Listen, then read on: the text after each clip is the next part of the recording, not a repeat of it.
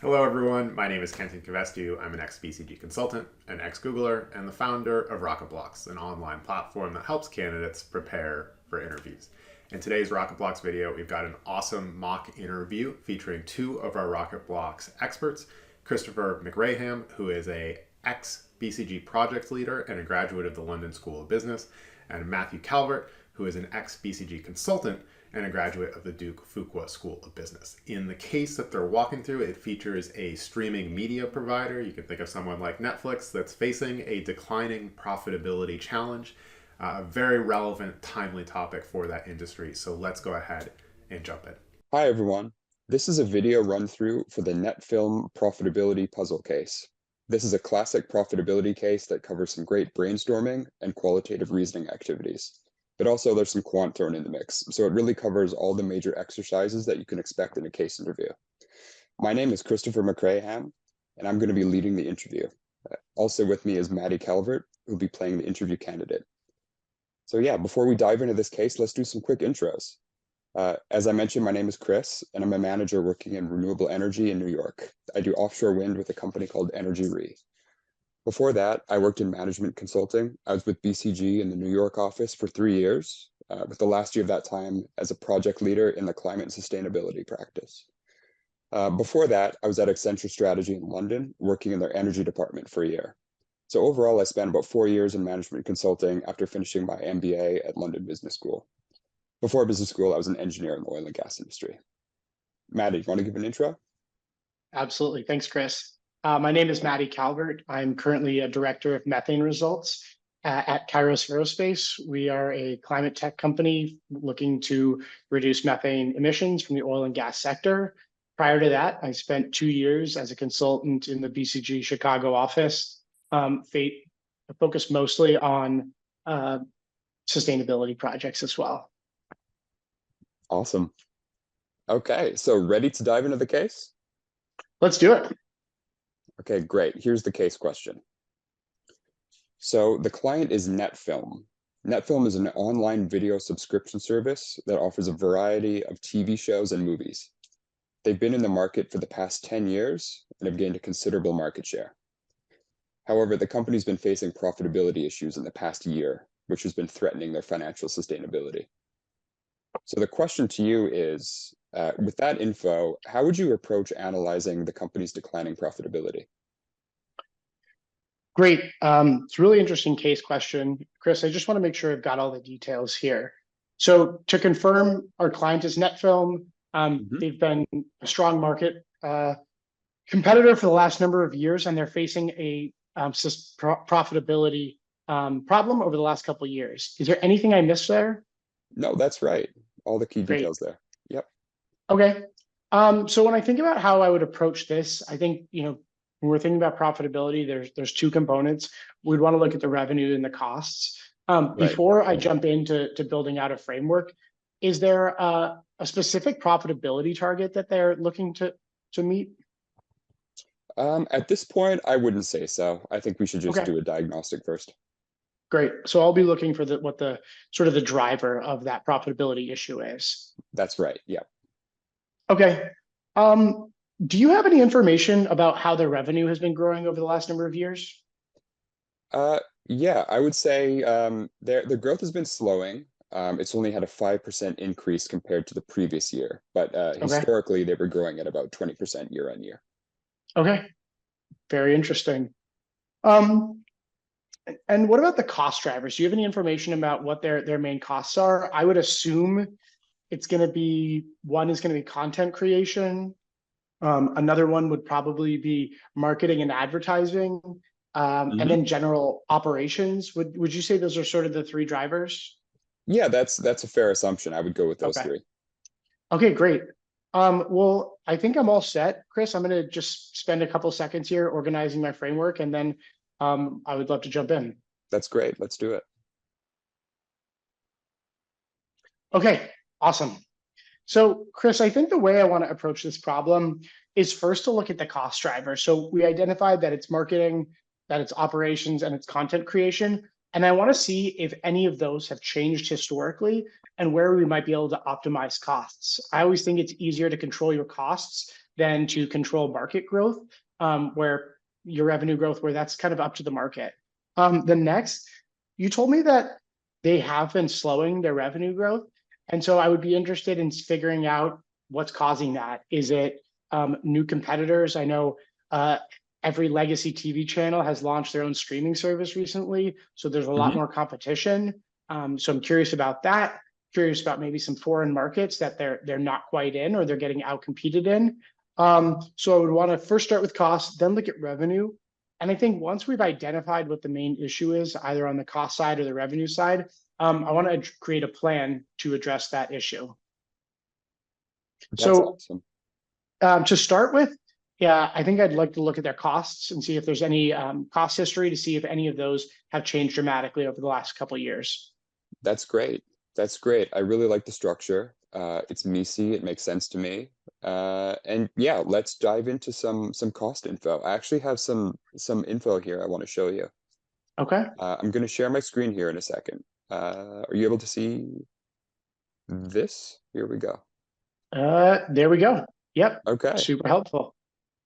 Great. So I'm glad that's coming through. Okay. So one thing here, now that this is up, I guess I want you to have a look at the difference in profitability between years 1 and year 5. Yeah. Okay. So looking here, we have information on subscribers in 2 segments, basic and premium. We have the revenue annualized, and then we have the costs. I see here that the content creation and operations, we're not looking at marketing. So I'm just going to assume that marketing is built into both of those. So thinking about the profitability from year 1 to year 5, I see that our revenue in year 1 was 144 million. Our costs were 79 million. So that's going to give me a profit of 65 million. And so 65 over that 144, that's about 45% profit margin in year 5. So we had revenue increased to 242. And our costs, wow, have almost doubled. So are up to 64 million or 164 million. So that is $78 million in profits.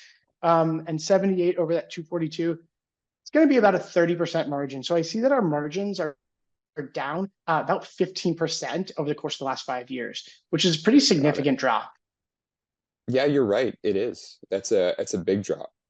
And I guess what trends do you see that could be driving that decline in profitability? Yeah, I mean, I think that's a really good question. I'm seeing here one thing. So this isn't going to answer that profitability thing, but what's really interesting is our basic really increased. It increased $80 million. When our premium, it's increased on a percentage basis more, but that's not really getting that for me. So I'd like to look more at maybe our costs here. It seems like the top line is growing and our costs are really increasing. Do we have any more information that what might be leading into that profitability drop, where the top line revenue growth is slowing so much? Yeah, I'm going to pull up another piece of data here for you that I think can help answer some of those questions. Okay. So they've shared with us the following survey results. I'm hoping you can talk me through what these survey results are telling us. Yeah, so here I see percentage of respondents that say I share my password with a family member or friend. I know myself, I share my Netflix account with my parents and family and my brother. So I am guilty of this as well. And I see that in year 1, 2% of basic subscribers and 6% of premium subscribers were sharing it. But now those numbers are all the way up to 25 and 40. So that is a massive increase. 12x on basic and 6.5x at the 40. So that's a significant increase. And all of those users who are now sharing an account, that's lost revenue. Exactly. So I think that's going to be what's driving our issue here. So I'd like to go ahead and calculate how much revenue loss and think about how that might be changing. So does that sound like the right approach? Yeah, it does. It does. I actually have some data for you on that point to help out. I think Okay. that's a great next step. So on the basic plan, we're looking at about $10 a month in revenue for Okay. NetFilm. And then in the premium segment, it's $20 a month. That's really helpful. Right. So if you look at year 5, can we have a sense of how much their profitability is being impacted? Yep. So I just want to walk you through my approach before we get started. Sure. I'm going to take the percentage of respondents who are sharing their account.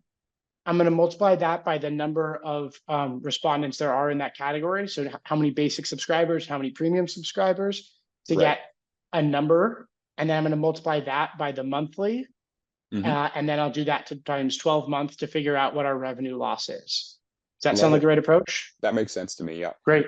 So for the basic segment, I have 25% times our 1.2 million, 1.7 million users, excuse me. And that's going to give us 425,000 users who are sharing their password. And 425 times $10 per month is going to give us 4.25 million a month. And then times the 12-month, that's about $50 million a year. Yeah, that's the right ballpark. In terms of basic.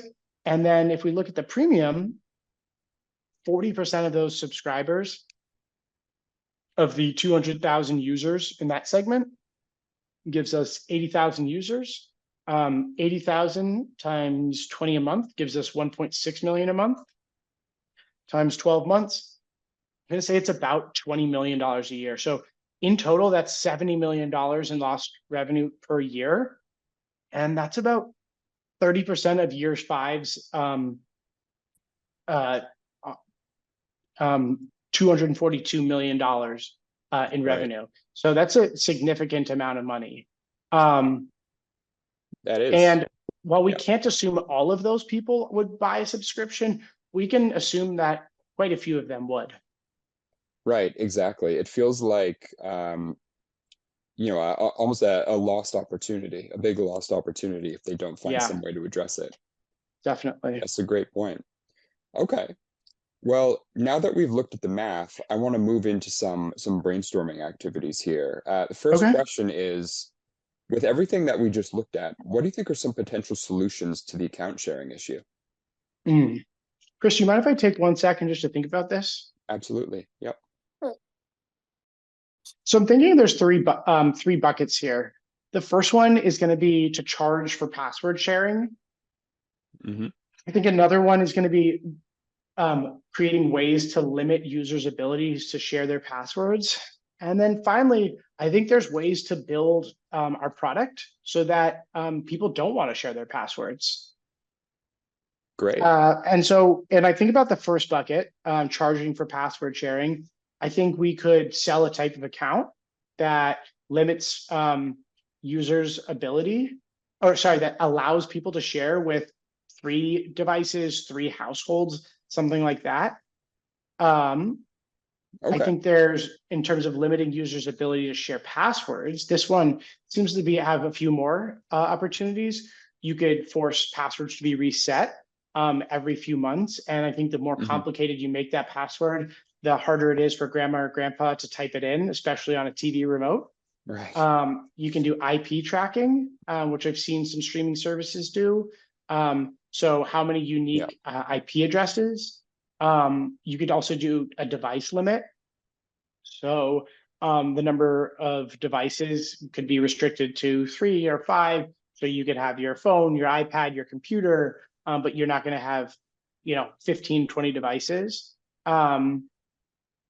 And then I think if we think about the product one, part of the benefit of streaming services, especially the better ones, are they know you better than you know yourself. So when I log in on a Friday night and it has a movie that I don't know about, but I know I'm going to like, if that's different for my parents or, grandparents, somebody else, they're not going to want to use that. And so I think the better the personalization can be with the fewer accounts that you have on one account or sort of personas, the less you're going to want Right. to share it. So those are some ways that I think we could really prevent people from sharing their passwords.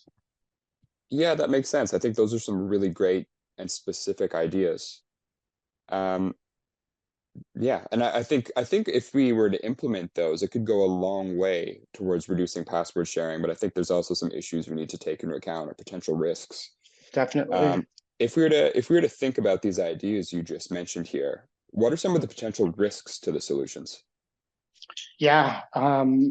So I think if the first one is our customer dissatisfaction, I think with the number of streaming services, Hmm. it's a very fractured market right now, and a lot of the streaming services are offering a month free, 3 months free, things like that. So we could potentially make our customers unhappy, and that could lead into the next one, which is an increased churn rate. Um, our customers churning would eat into our top line revenue, and not really impact our costs. And so that would really hurt our profitability. And then I think this next one is just bad publicity. Again, this is kind of a growth game early on to get people to sign up. And so it was very laissez-faire, allowing people to share it. And if we're the only streaming service that starts to do this, it's could lead to some bad press, which would increase the customer dissatisfaction and the churn rate potentially. Great. Yeah, love it. I think that all makes a lot of sense. Yeah. I guess last point then is around how we can mitigate some of these risks that we talked about. I want to move into like an implementation plan or Yeah. how you would recommend implementing these. Do you have a sense of how you do that? Yeah, so I think the first part, I'm thinking about this in four parts. I think the first part is I would want to do some market testing to understand how customers would feel about some of these ideas, as well as which ones would lead them to limit their password sharing. So some of this would be, I think, some beta testing, but some of it would really be just trying to figure out what's going to be effective without leading to that churn. The next is going to be a technical solution development. So that's where we're actually, building in the ability to limit IP addresses, say. And then the next one is we're going to have to communicate this and plan the PR. And so we Okay. really want to start testing the messaging that we're putting out well in advance, to figure out how our users are going to react, and maybe start building up some good stories in our pipelines, maybe some new shows, some new movies that will drop to sort of take away from that bad press. And then the next one is going to be that implementation and measurement. We want to see in the first 100 days, 50 days after the rollout, how many people are still password sharing? Are we seeing an increase in churn? Are we seeing actually a growth? And what can we do to mitigate that so that we're not compounding the current problems that we're facing? Got it. That makes sense. I really like those 4 points for an implementation plan. Do you have a sense of how long each of those would take, or what the total kind of roadmap timeline would look like? Yeah, I think that's a good question. I think from a technical solution development, or so for the first part, market testing, I think that would be, I would allocate about a month. And I think the technical solution development, we've got a really strong team of software engineers here. So I'm going to say, let's say 3 months is enough time. And while that's going on, we can already start developing the communication. I think those can kind of be going on at about the same time. So I would say for about a month of pre-planning, 3 months for the development and the communications, and then that implementation is going to be 2 months where we're implementing and we're measuring at the same time. So all in all, about 6 months. Got it. That makes sense. That makes sense. Yeah. That feels like a realistic timeline. Yeah. Okay. Awesome. Well, we've covered a lot here, actually. So yeah, we've thrown out some great ideas. I'm hoping you can give me a final synthesis and recommendation on how NetFilm should approach their declining profitability. Absolutely. Do you mind giving me just 1 minute to organize my thoughts? Yeah, of course. Yeah. Okay, great. So NetFilm is facing a declining profitability. I looked both at the revenue and the cost trends and dove into some of their data. And it looks to me that the issue is a top line revenue growth. And this seems to be driven by password sharing. And so ultimately, I think NetFilm needs to come up with a way to limit users' ability to password share. I think with devices, it would be the most limiting the number of devices within a certain time period would be the most effective strategy. And ultimately, this is going to potentially lead to a higher churn rate. But I think if we are able to increase good content and good stories about the company while we're planning this rollout over the next 6 months, that we can mitigate this risk. Great. I love it. Okay, that's the end of the case. How did you feel about that? Good. I thought it was a pretty straightforward case. I liked that it had some quant analysis. It had some data that led from, figuring out one part to the next, and some really interesting brainstorms. Yeah, no, I agree. And I think you did a great job on the case. When I think about the different sections of it, like upfront, your structure, I thought was really good. You asked some really insightful questions as well before you dove into that. And then when we got to the quant section, I really like how you did what's called clearing the chart, right? So there was 3 tables that you're presented with. There's a lot of numbers, a lot of data in there, and it can feel kind of overwhelming. But you did a really good job of taking it step by step, talking me through what you were seeing in a very logical way. So I knew what you were thinking. I knew the numbers you were looking at. And when you pulled the insights together from those charts, I knew exactly where that came from. So that was really good. And then when you were doing the calculations as well, you talked me through the math really well. I think this is a really important skill for everyone to have and to develop, especially if you're interviewing over Zoom and not in person. Just being really good about verbal communication of the math and the steps that you're doing. And then moving into the brainstorming, I think you had really good structure in that first question 3. It had some really great ideas that you pulled out because of that structure as well. And then, yeah, your final synthesis, I think, wrapped it up all really nicely. I didn't see very much that I think you could improve on. I think the only thing is question number 4, it was that second brainstorming piece around the risks of your ideas to limit account sharing. I think it felt a little bit unstructured, like you just kind of pulled out some ideas that didn't have much of a structure to it. But the ideas you pulled out, I think, were still great. And the initial framework you had in question 3 before it was solid. So it didn't feel like a big deal to me that there was less structure in question 4. But I think that's one area you could improve on. But that's something you might expect from the most advanced candidates. Okay, But that's some really good advice. yeah, overall, I think you did fantastic on the case. And anything Great. else to add on your end, Maddie? No, I think that's great feedback, and I think I'll work on how I can sort of use maybe a common framework for both brainstorms or match one up as I continue to work on this. Hey everyone, it's Kenton Covesti here, the founder of Rocketblocks. Thank you so much for watching this mock interview video. I hope you found it informative and helpful as you are getting ready to prepare for your own interviews and hopefully landing that job offer you are excited about. We have a ton of great content on the Rocketblocks channel coming out on a weekly basis, mock interviews, mini lessons, and chats with our Rocketblocks experts. So if you haven't subscribed yet already, please do so. There is a big red button below. And if you hit that, you'll get all of our content as soon as it comes out. Thanks for watching and have a great day.